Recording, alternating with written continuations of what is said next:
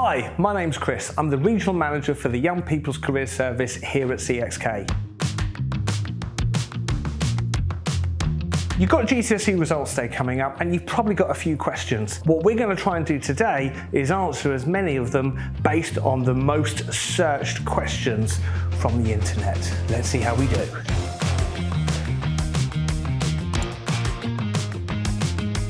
Yep. Right, here we go.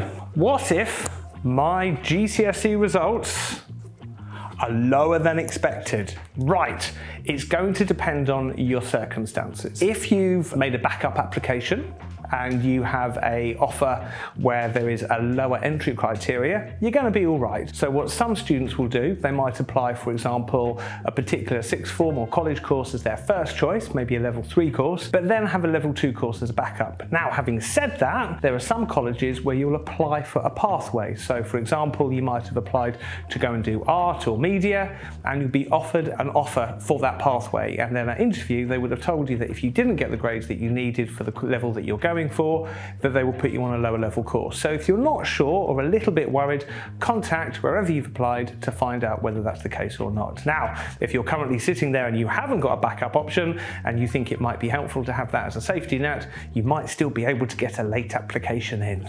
Right, what if my GCSE results are better than I expected? Oh, that's a good question, and it sometimes happens. So sometimes students will do is when you're making your applications for your post-16 choices, you might apply to more than one place. So you might apply for a place where you think those are the grades I'm going to get, and you might also apply for a place where if you really do really well, better than you think, you're going to go there if you get the grades. Now, if it's GCSE results day and you haven't applied for one of those places where you might need higher grades to get in, it's still worth contacting them on the day to see if you can gain a place, because some sixth forms and some colleges will take late applications, but it's really important that you contact them on GCSE results days, because not every college or sixth form will have people there on the days outside of results days. But yeah, you may be able to get a late application in for that one. How exciting! What if my GCSE results don't meet my entry requirements? Okay, that's an interesting one. Sometimes what happens is we end up with what's called a spiky profile. So you might have met some of the entry criteria, but not all of them. You might have done better in some subjects, but maybe worse in others. So for example, there's a classic one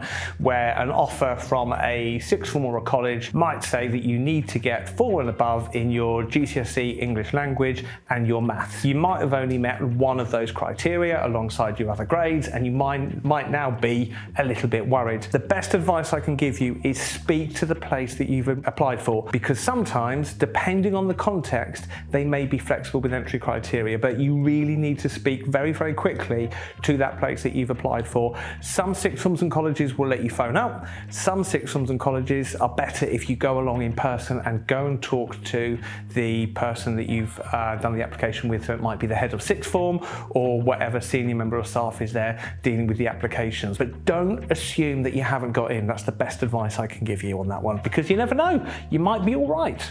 Ooh, what happens if I don't pass GCSE English or Maths? Right, see my previous answer, if you got a mixed or spiky profile. Now with this one, there's a bit of nuance with this. It depends what you want to do with your GCSE English or Maths. Here's the thing, if you're going for an apprenticeship, apprenticeships generally require GCSE English language. So if you've passed lit but not language, you might not be able to go on and do your apprenticeship if that's a part of the entry criteria. There are variations to that if you are doing a supported apprenticeship, where the maths and English criteria can be changed slightly depending on how it's been set up. However, let's assume that you're not going for an apprenticeship and you haven't got your GCSE English or Maths for a particular course, maybe say something like plumbing or electrical. The best thing that you can do is, again, either speak to the provider that you've applied for to see if they do a lower level entry course where you can work on your maths and English alongside, so that's quite typical, or talk to the provider to see if there's any leeway on that entry criteria, but don't assume that you can't do what you want to do. Now,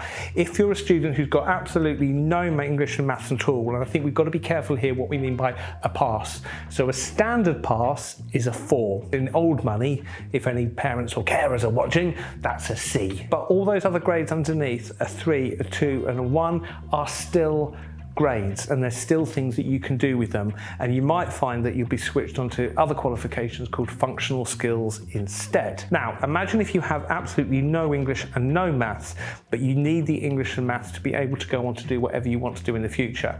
There are also, in some places, study programs available where you work on your English and maths functional skills alongside either a vocational course or an employability course alongside. They don't just happen at colleges, they can happen at slightly smaller training centres where you might be maybe with 10 other young people, particularly if you're struggling with things like anxiety or confidence or things like that. They can also help you to get what you need to be able to go forward. So it really depends on context, and it really depends what you want to do with your maths and English as to how you navigate that one.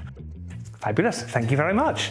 Right, so the next set of questions, here we go. What GCSE grade, oh, this is going to be interesting. What GCSE grade counts as a pass? Oh, wonderful. I believe we might have already answered this one. A pass depends who you're talking to. A standard pass is a 4 and above. However, you need to check your entry criteria for what you're going for really carefully, because some sixth forms in particular will want more than just a pass or more than a standard pass. They would like a good pass or a high pass, which might be a 5 or above. So it's really good to check exactly what your sixth form or your college that you've applied for means by a pass. Equally, there are college courses that will take you with grades in 1s and 2s and those in between. So check carefully your offer for what you want to do next after GCSEs. Oh, that was a good question. Right, so next one. What GCSE grades do most students get? Oh, okay. That's a really hard question.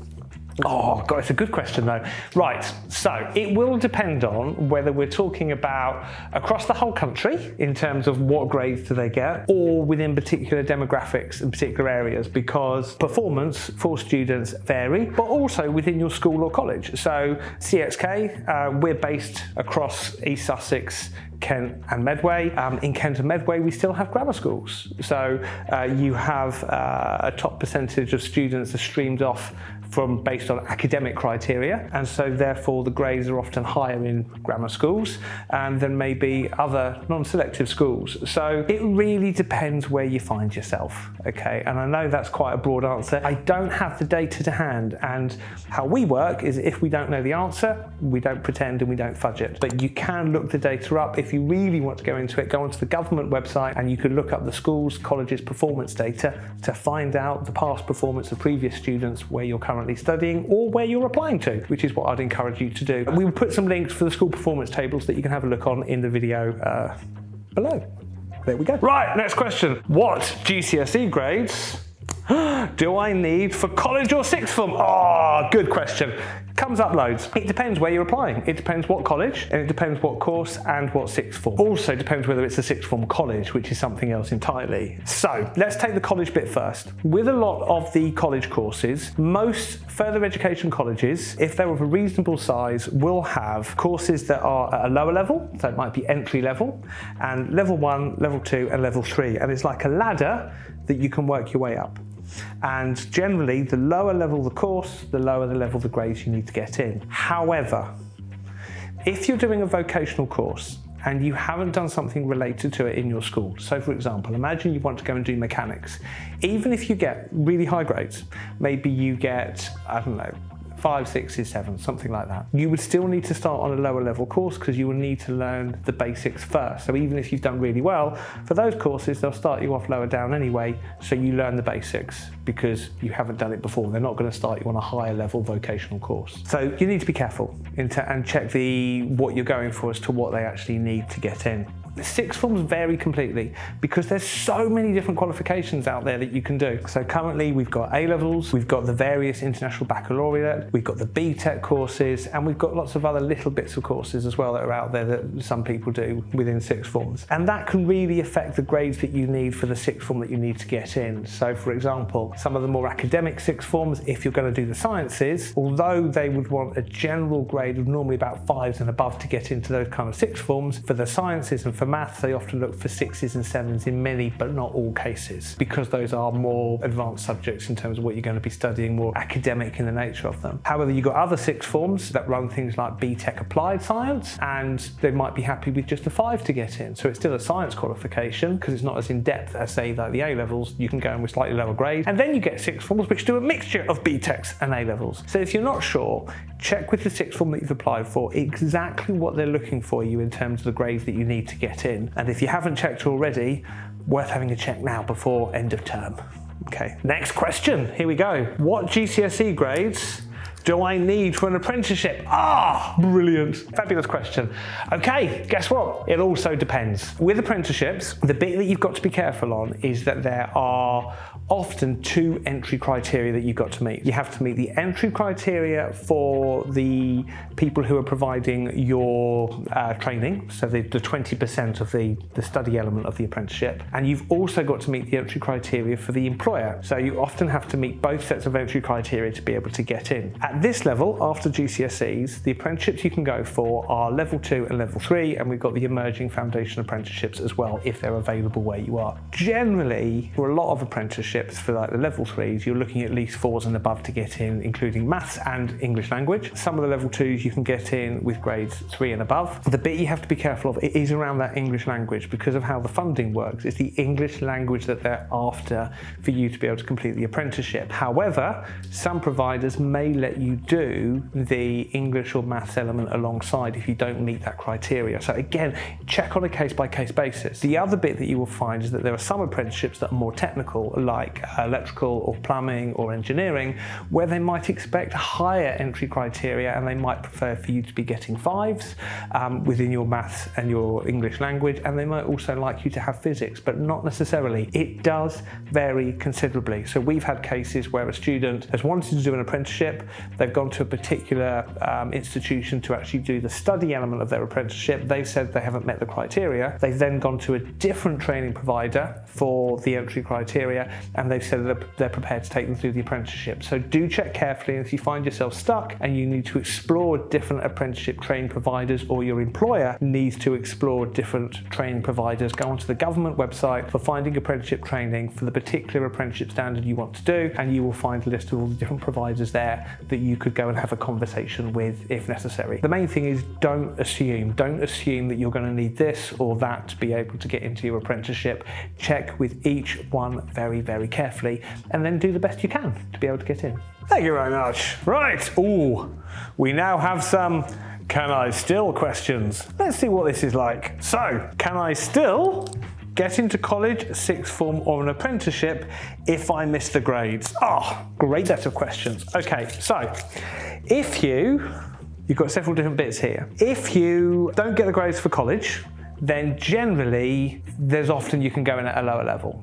We've already seen that. In terms of sixth form's a bit trickier. So depending on where you are in the area, most sixth forms are only funded for 2 years. Not all, there's a few 3-year funded sixth forms. So a way to think about it is that you could go to sixth form and then often still go to college if you wanted to, but you can't go to college and then sixth form. If you've missed the grades for sixth form, you've probably missed the chance to get in at that point, and you might need to consider one of the other options. If you've missed the grades for an apprenticeship, you can often go to college or similar or a study program and work on the maths and the English that you need to be able to get onto the apprenticeship and still get back to the apprenticeship later. However, it does depend on the type of apprenticeship as well, because there are higher and degree apprenticeships where you need to have the suitable level 3 qualification to get in, which may be a level 3 apprenticeship, but it might also be be a level 3 course done at a college or a sixth form. So check the pathways carefully. There's a really cool set of resources called the occupational maps, which are produced by Skills England. We have another video with that on. We will put details in the links below. If you haven't come across the occupational maps, they are brilliant for understanding what apprenticeships are out there and available. I thoroughly recommend the video.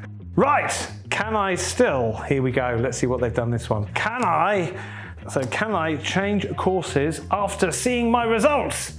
Very good question. So, yes, basically, you can. And there's several different ways that you can do it. With some sixth forms, what they will do is if you wanted to change the courses that you're doing for sixth form, then you can do that. You talk to the head of sixth form and ask that you want to change courses. Now, this often happens if your grades might be not quite strong enough in one area, or you've done better than you thought in another and you want to pick up some other subjects. That's one way of doing it. The other way that you will find with some colleges and sixth forms is that they have what we call wiggle room, where roughly for the first 8 weeks of the new term, you can change your course because the funding comes down later, so you've got time to change courses. Now, the longer you leave it, so if you kind of think the October half term, the closer it gets to October half term, the harder it is to change courses. If you want to change courses even once you've started, make sure you have a chat with your team at your college or your sixth form. Normally the head of sixth form, if you're in a sixth form, sometimes it's the admissions department or the careers department if you're in a college, and then asked to change courses. And if they've got spaces for you to do so, you can often change, but it is dependent on the spaces that are available. Okay, good question, that one. Right, next one. Can GCSEs be remarked or reviewed? Yeah, they can, but you've got to be careful. It is a can of worms in terms of what's possible, and the guidelines change. If you're thinking that you would like to go for a remark or a review, if you're not sure that the grades you've got represent what you feel that you should have got, it's really important that you talk to the school where you've done your GCSEs and ask them to review it and what the process might be. The processes can sometimes change year on year, which is why I'm not going to go into masses of depth on this. So in a school, there is what's called an exams officer who oversees all the exams that are taken by all the students within a given place. That's who you need to talk to. If you're getting your GCSEs as a part of a college study and you're not year 11, you're a bit older, again, you need to talk to the exams department within where you're taking it. If you're an educated at home student, or sometimes known as electively home educated, again, you need to talk to the place where you sat your exams as to whether they can be remarked or reassessed. There are guidelines that come out each year, so it's worth having a look on the government website to inform yourself as well. But the exams officers, from my experience, are absolutely brilliant at answering the questions and basically explaining to you what the options might be in terms of resits, so taking them later on again in the year or the following year, or being reassessed or remarked. They'll tell you what's possible. Okay, so yeah, good question. Right, next one. Can I retake a GCSE?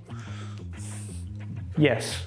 Depends on the GCSE though, and depends whether it's available. So typically things like your maths and English, they can often be done as retakes. Not every subject is available necessarily as a retake. So you need to check in the given year and where you are as to what's possible. Again, go and talk to the exams officer to find out what's possible for your circumstances. If you find that you can't do a retake of the GCSEs that you want to, there are online providers of GCSEs that you may be able to go and do the GCSE that you want. However, bearing in mind some of them do include tuition fees, so be mindful when you're doing that. But a search online, you should be able to find plenty of providers that can help you to have a look at those GCSEs if you want to do them again. Next one, last one for this board. Can I still get help if I do not know let's try that again. Can I still get help if I do not know what to do next? So, yes, you can. There's lots of help available. It will depend on the school or the college that you're in, or your circumstances that you're in. If you're lucky enough, you will have an independent career development professional known as a careers advisor, such as myself, in your school who you can go to on results day. So the team at CXK, we send out careers advisors across the county to support young people getting their results, and they'll be more than happy to help you. If you haven't got an independent careers advisor, you might have an in-house career development professional that you can talk to. If you haven't got that, you will be able to contact the National Careers Helpline, details below, where you will be able to chat to someone online or on the telephone and get some support and some help. You've also got in many schools teachers that will come in and be able to ask questions, but bearing in mind that they are trained as teachers, they're not necessarily trained as career development professionals, so their answers may change accordingly. Okay, so yes, there's plenty of help available. Don't be afraid to ask for help. There's lots of people out there that want to see you succeed and want to see you win. So yeah, ask for help should you need it. Fabulous, thank you very much. Right, next board. Do GCSE results matter to employers? Yes, and no. Okay, generally yes, they matter because depends on the employer, but when you do other qualifications or apprenticeships or training afterwards, many employers like to see consistency of success. So yeah, GCSE results matter as a part of that picture. When we look at some higher education providers, they're generally going to be wanting some particular GCSE results to get in. And so yeah, they form the foundation for a lot of stuff, including for apprenticeships, which are of course employer-led. Having said that, there are some employers that are more interested in the attitude that you bring, and that if you've then done work later to be able to improve yourself. So I'll give you an example. Imagine you're a student who doesn't get GCSE maths or English out of 4 or above, but you then go on to college and you get yourself some functional skills, which are alternative ways to get numeracy and literacy, or maths and English as you might know it as. And those functional skills are enough then to go and get your apprenticeship that you want to do, or to go on to your career for what you want to do. In that case, the employer can see how you've bettered yourself and improved yourself to get to the job that you want to do. So the quick flippant answer is, yeah, GCSEs matter, but then so do a lot of other things as well, and the wider things that you do can still help improve your chances if you don't quite get the GCSEs that you need. That was a good question, I like that one. So do GCSE results matter to universities? Yeah, so generally, so we've got to be careful here what we mean by university. So a university is a higher education institute, but there are many different types of higher education institute. We have universities, you have colleges, you have distance learning. Some of those providers where you can progress on to do a higher education qualification, whether that is a degree or a higher technical qualification such as a foundation degree, higher national diploma, higher national certificate, where they're more interested in your level 3 currently to be able to get to where you want to go to. So as long as you've got a suitable level 3 qualification, you're okay. So there are some exceptions where the GCSEs don't matter as much as you think. But then on the other side, there are some courses where you have to have some exact GCSE qualifications and grades to be able to progress. So the crucial thing is, it depends what you're doing, and check the entry criteria carefully for each university. And if there's particular entry criteria that you need to hit, think about resits to get yourself through to what you want to do if you haven't quite hit the grades that you needed to. Right, do GCSE results expire? No. They don't. They're with you. Once you've got them, you've got them. But you can have another go at them if you want to get higher grades. So no, GCSE results, they don't expire. They're with you. Look after those certificates when you get them though as well, because employers do like to look at the certificates and check you've got them. So yeah, don't lose the certificates. Put them somewhere safe when you get them, please. We have had students that have lost their GCSE certificates and then struggled to actually get the evidence they need for some employers. So don't lose your GCSE certificates. They're really important. They are a record of your achievement. Next one, here we go. Do GCSE results decide my future? No, you do. You decide what you do. Okay, you make the choices about what you want to do and where you want to go and who you want to become. GCSEs are a factor that might affect your future, but they don't decide your future. You decide your future. These were some of the most frequently searched results days questions and queries from the internet. For extra tips to help prepare, check out our results day video, and we'd love to hear your feedback. Please let us know if you've got any questions you'd like us to answer in future videos, and we'll do our best to help you. But we wish you the best of luck for the future, and have a wonderful rest of the summer.